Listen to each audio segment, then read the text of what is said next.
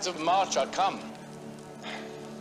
Aye, Caesar, but not God.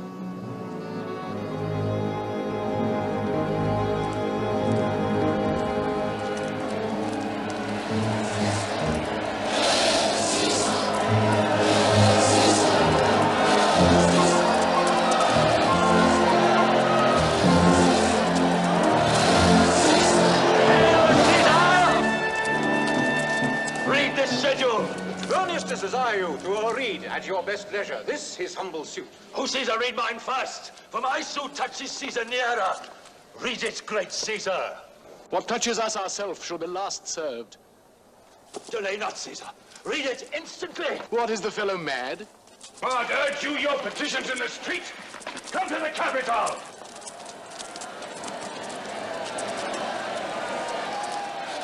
I wish your enterprise today may thrive. What enterprise, Popilius? Very well.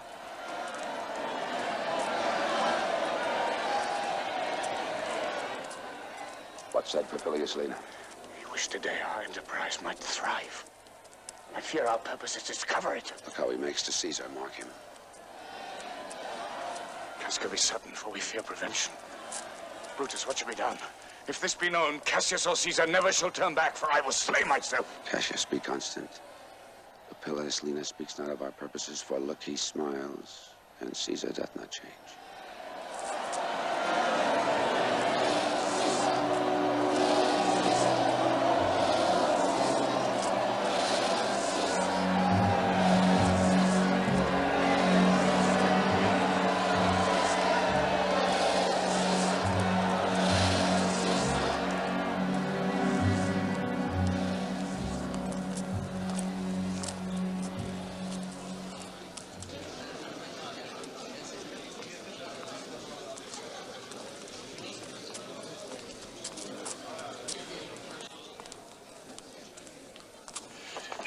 Knows his time. But look you, Brutus, he draws Mark Antony out of the way.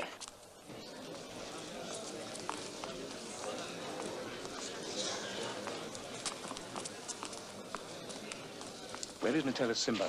Let him go and presently prefer his suit to Caesar. He is addressed. Press near and second him. Yes, go. You were the first that raised your hand.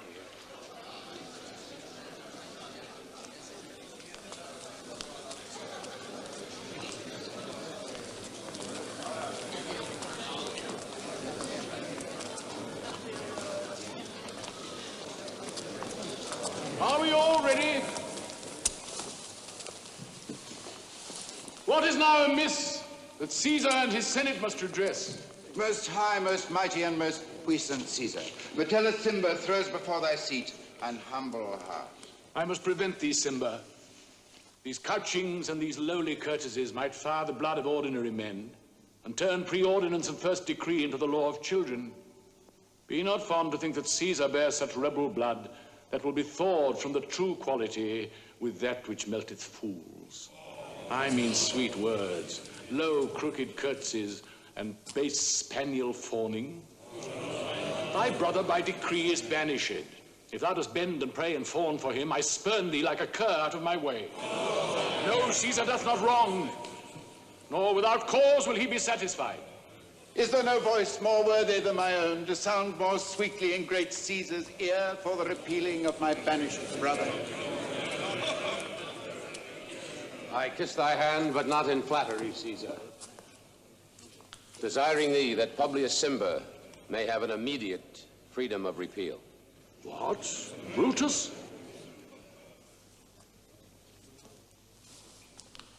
Pardon, Caesar, Caesar, pardon. As low as to thy foot doth Cassius fall to beg enfranchisement for Publius Simba. I could be well moved if I were as you. If I could pray to move, prayers would move me.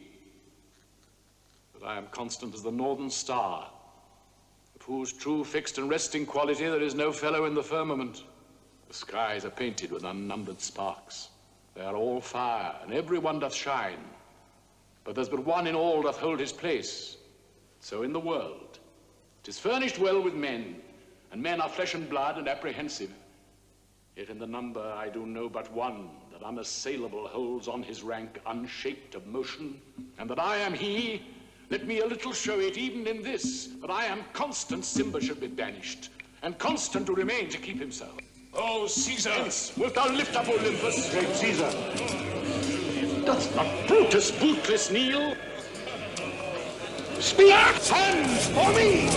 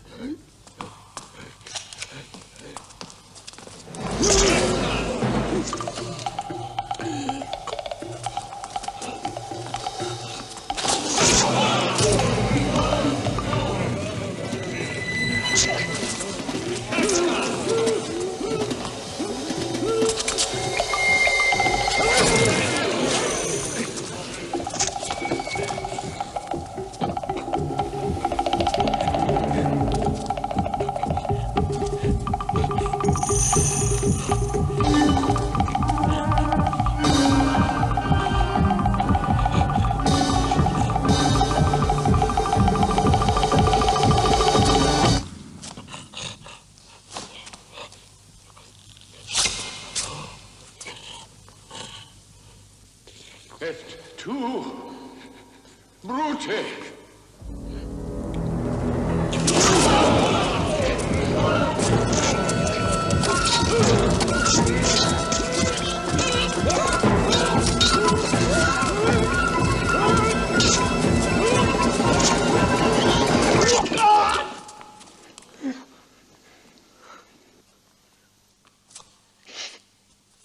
And fall, Caesar.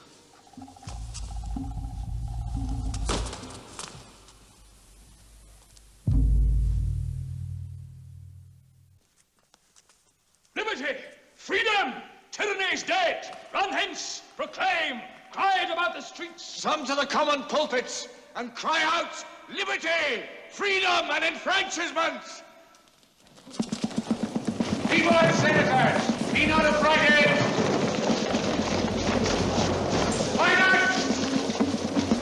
Stand still! Ambition's debt is paid. Go to the pulpit, Brutus, and Cassius too. Stand fast together, lest some friend of Caesar... Not out of standing! Publius, good cheer. There is no harm intended to your person, none on a Roman else. So tell them, Publius. And leave us, Publius, lest the people rushing on us to do your age some harm. Do so, and let no man abide this deed. But we, the doers. Where is Antony? Fled to his house amazed. Men, wives, and children stare, cry out, and run as it were doomsday.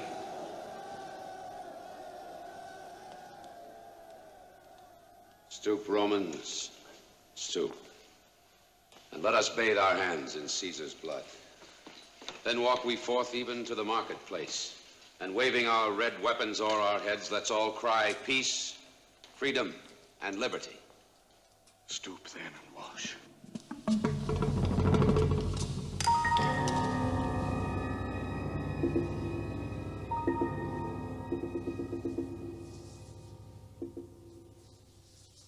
How many ages hence shall this our lofty scene be acted o'er?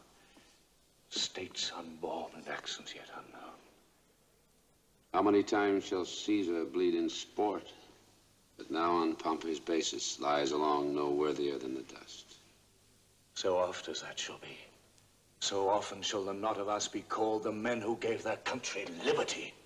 Well, shall we forth? Aye, every man away. Brutus shall lead, and we will grace his heels with the most boldest and best hearts of Rome. Soft.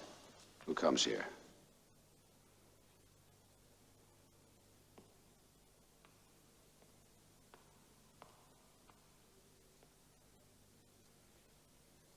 Welcome, Mark Antony.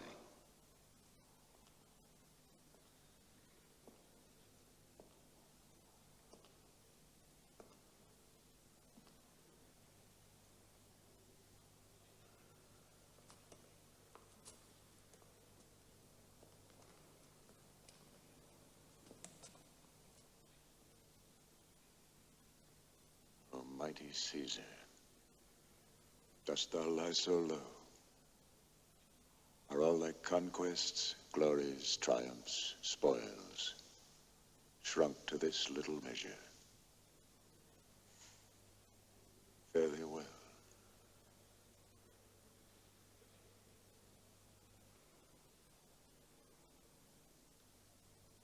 I know not, gentlemen, what you intend. Who else must be let blood?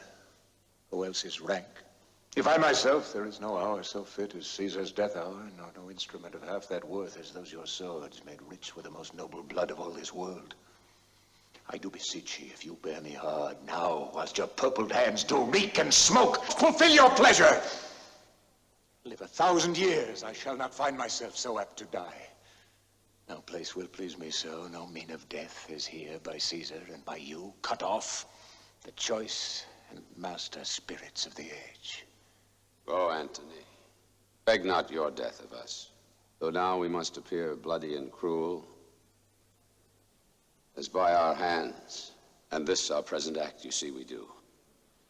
Yet see you but our hands, and this the bleeding business they have done. Our hearts you see not. They are pitiful. For your part, to you our swords have leaden points, Mark Antony. Your voice shall be as strong as any man's in the disposing of new dignities.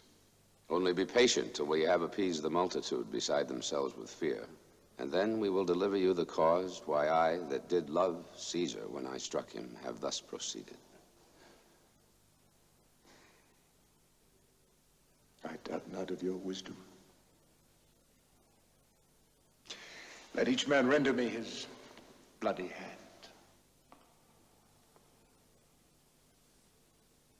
First, Marcus Brutus, will I shake with you. Next, Caius Cassius, do I take your hand.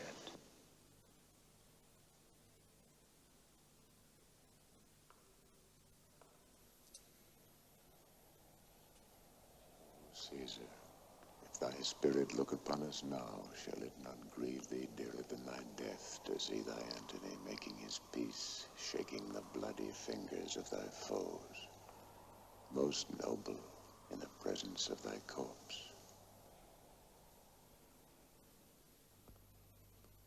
Mark Antony. Pardon me, Caius Cassius. Will you be pricked in number of our friends? Or shall we honor not depend on you? Friends am I with you all, and love you all. Upon this hope that you shall give me reasons why and wherein Caesar was dangerous. Or else this were a savage spectacle. Our reasons are so full of good regard that were you, Antony, the son of Caesar, you should be satisfied. That's all I seek. And am moreover suitor that I may produce his body in the marketplace, and in the pulpit, as becomes a friend, speak in the order of his funeral. You shall, Mark Antony. Brutus, a word. No, what you do. Do not consent that Antony speak in his funeral. You know not how much the people may be moved by that which he will utter. By your pardon, I will myself into the pulpit first, show the reason of our Caesar's death. What Antony shall speak, I will protest he does by leave and by permission. And that we are contented Caesar shall have all true rights and lawful ceremonies. It will advantage more than do us wrong. I know not what may fall. I like it not.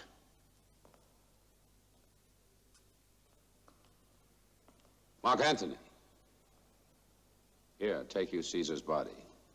You shall not in your funeral speech blame us, but speak all good you can devise of Caesar and say you do it by our permission. Else shall you not have any hand at all about his funeral. And you shall speak in the same pulpit whereto I am going after my speech is ended. Be it so. I do desire no more. Prepare the body then, and follow us.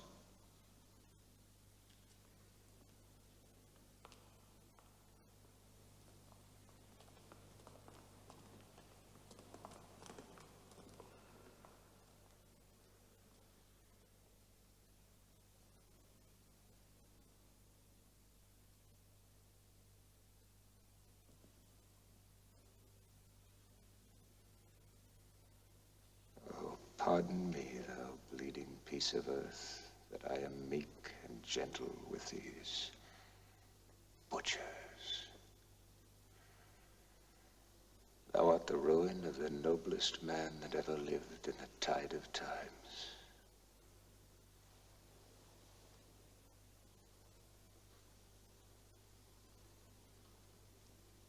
Woe to the hand that shed this costly blood.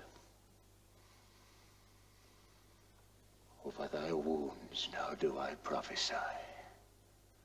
A curse shall light upon the limbs of men. Domestic fury and fierce civil strife shall cumber all the parts of Italy. Blood and destruction shall be so in use, and dreadful objects so familiar that mothers shall but smile when they behold their infants quartered with the hand of war. Caesar's spirit ranging for revenge with Ate by his side, come hot from hell, shall in these confines with a monarch's voice cry havoc. And let slip the dogs of war.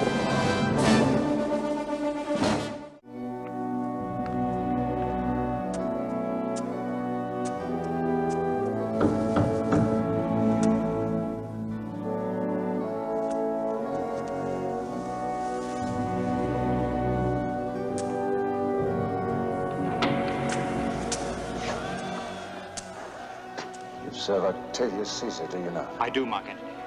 Caesar did write for him to come to Rome. He did receive his letters and is coming. And bid me say to you by word of mouth.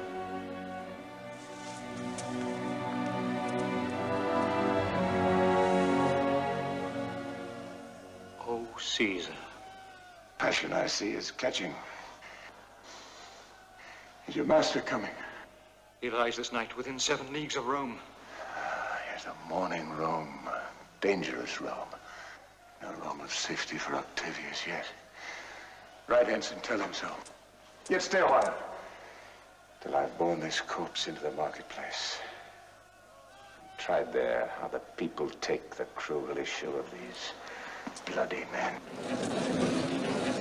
They will be satisfied! And follow me! And give me audience, friends! Cassius, go you into the other street and part the numbers. Those that will hear me speak, let them stay here. And public reasons shall be rendered of Caesar's death.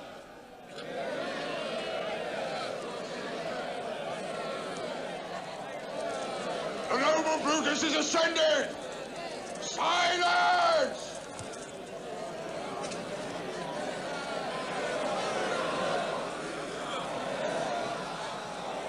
Be patient till the last.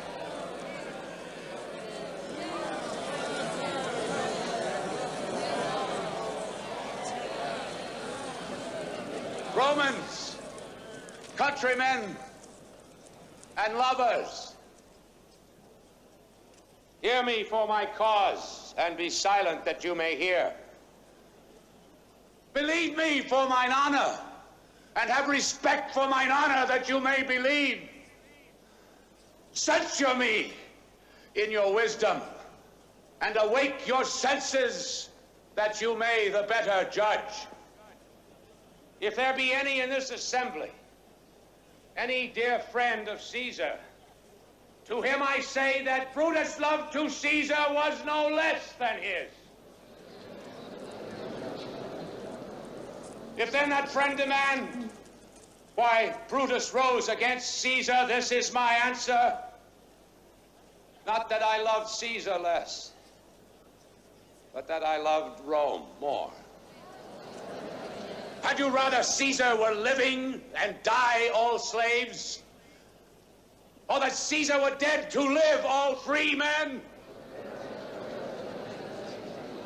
As Caesar loved me, I weep for him. As he was fortunate, I rejoice at it. As he was valiant, I honor him. But as he was ambitious, I slew him. There is tears for his love, joy for his fortune, honor for his valor, and death for his ambition. Who is here so base that would be a bondman? If any, speak, for him have I offended. Who is here so rude that would not be a Roman? If any, speak, for him have I offended. Who is here so vile that will not love his country? If any, speak, for him have I offended. I pause for a reply.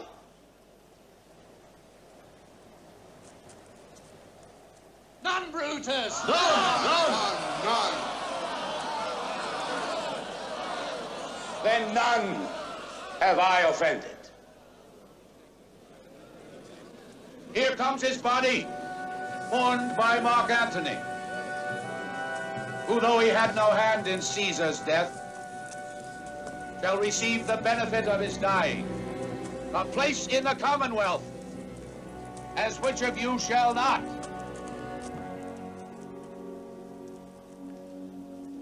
With this I depart, that as I slew my best lover for the good of Rome, I have the same dagger for myself, when it shall please my country to need my death.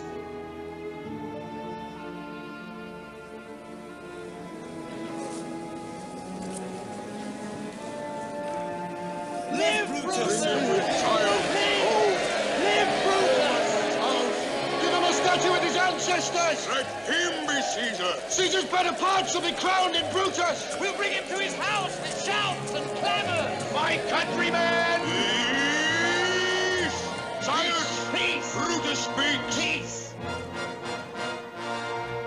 Good countrymen, let me depart alone, and for my sake, stay here with Antony.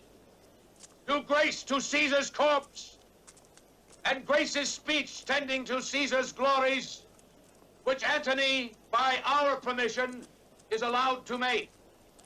I do entreat you, not a man depart, save I alone, till Antony have spoke. Stay home! We'll hear Mark Antony! We'll hear him! Noble Antony! Go up! For Brutus' sake, I am beholden to you. What does he say of Brutus? He says for Brutus' sake, he finds himself beholding to us all. 'Twill bet There be no harm of Brutus here. This Caesar was a tyrant. That's certain. We are blessed that Rome is rid of him. You gentle Roman. Peace! Let us hear him! Friends, Romans, countrymen, lend me your ears. I come to bury Caesar, not to praise him. The evil that men do lives after them. The good is often interred with their bones. So let it be with Caesar.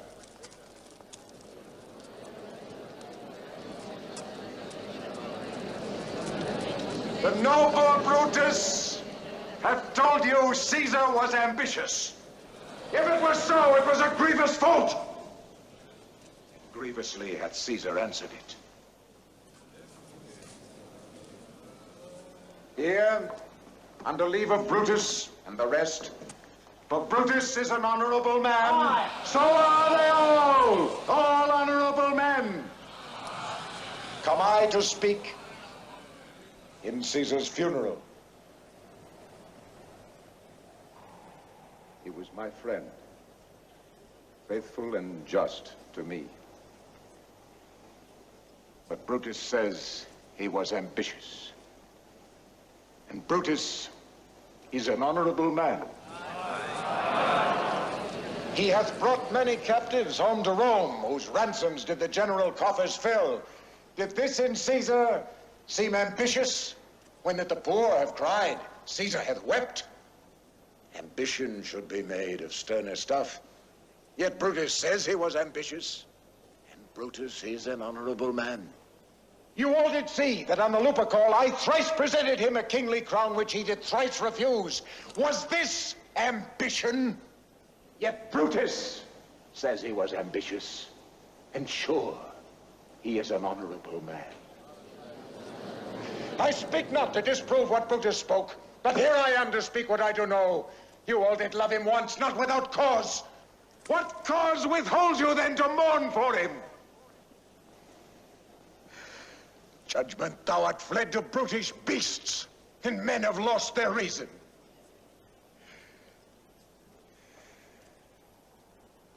Bear with me. My heart is there with Caesar, and I must pause till it come back to me.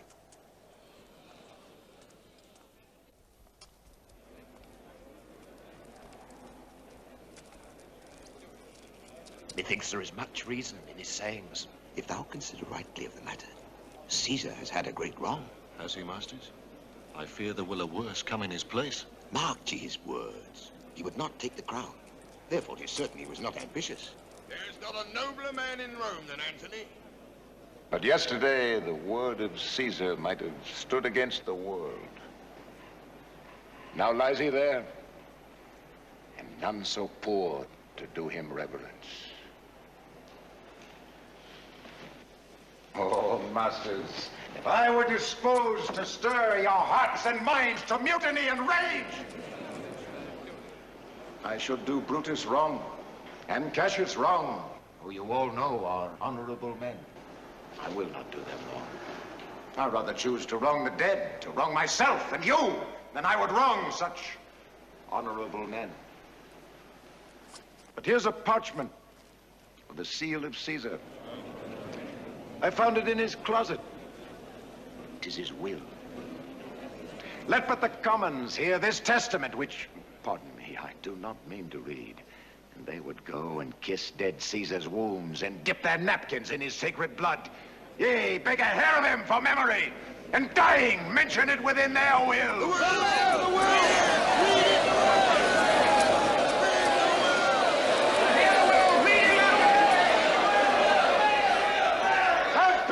Gentle friends, I must not read it.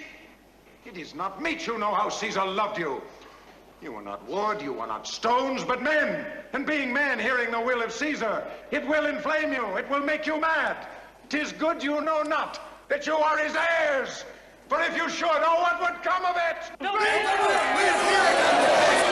patience! Will you stay a while?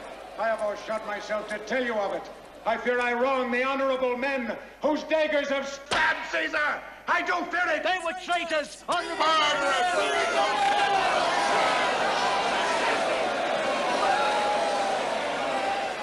You will compel me then to read the will. Then make a ring about the corpse of Caesar and let me show you him that made the will. Shall I descend, and will you give me leave? Come down!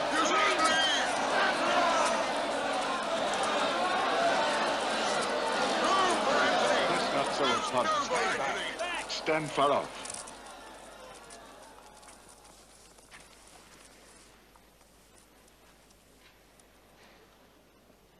You all do know this mantle. I remember the first time ever Caesar put it on. It was on a summer's evening in his tent. That day he overcame the Nervii. Look. In this place ran Cassius' dagger through. Oh, see what a rent the envious Casca made. Through here, the well-beloved Brutus stabbed. And as he plucked his cursed steel away, Marco, the blood of Caesar, followed it. For Brutus, as you know, was Caesar's angel. Judge, oh ye gods, how dearly Caesar loved him. For this was the most unkindest cut of all. For when the noble Caesar saw him stab, ingratitude more strong than traitor's arms quite vanquished him, then burst his mighty heart, and in his mantle muffling up his face, even at the base of Pompey's statue, which all the while ran blood, great Caesar fell. Oh, what a fall was there, my countrymen. And I and you and all of us fell down, whilst bloody treason flourished over us. Kind soul, What? Weep you when you but behold our Caesar's vesture wounded? Look here! Here is himself, marred as you see with traitors. Oh, piteous spectacle. Oh, noble Caesar! Say, countrymen! Good friends! Sweet friends! Let me not stir you up to such a sudden flood of mutiny. They that have done this deed are honorable. What private griefs they have, alas, I know not that made them do it. They are wise and honorable and will no doubt with reasons answer you. I come not, friends, to steal away your hearts. I am no orator, as Brutus is, but as you know me all, a plain, blunt man that loved my friend, and that they know full well that gave me public leave to speak of him. For I have neither wit, nor words, nor power of speech to stir men's blood. I only speak right on. I tell you that which you yourselves do know. Show you sweet Caesar's wounds, poor, dumb mouths, and bid them speak for me. But were I Brutus, and Brutus Antony, were an Antony would ruffle up your spirits and put a tongue in every wound of Caesar's that should move the stones of Rome to rise and mutiny! Yet hear me, countrymen! Yet hear me speak! Why, friends, you go to do you know not what? Wherein hath Caesar thus deserved your love? Alas, you know not. I must tell you then. You have forgot the will I told you of. Here is the will. And under Caesar's seal, to every Roman citizen he gives, to every several man, 75 drachmas. Moreover, he hath left you all his walks, his private arbors and new planted orchards on this side Tiber. He hath left them you and to your heirs forever, common pleasures to walk abroad and recreate yourselves. Here was a Caesar, when comes such another? Come away! Away! His body in the holy place, under the brand of the traitors' houses!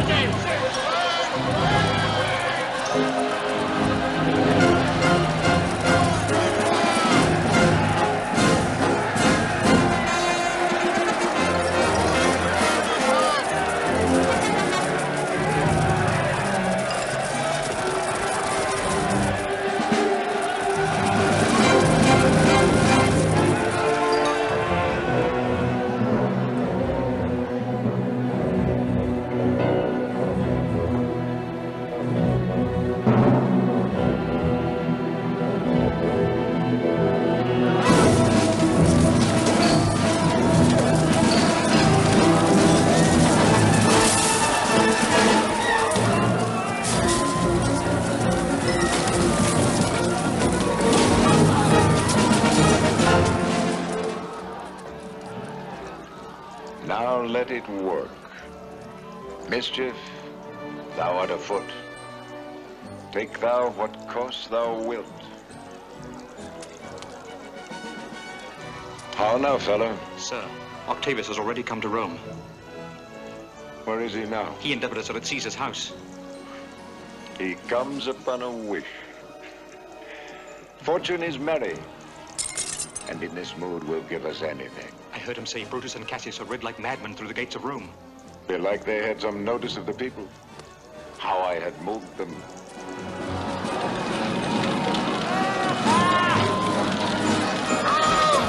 Friends, ho! Comrades, to Brutus, to Cassius! Burn all! Set the Decius house and set the casket!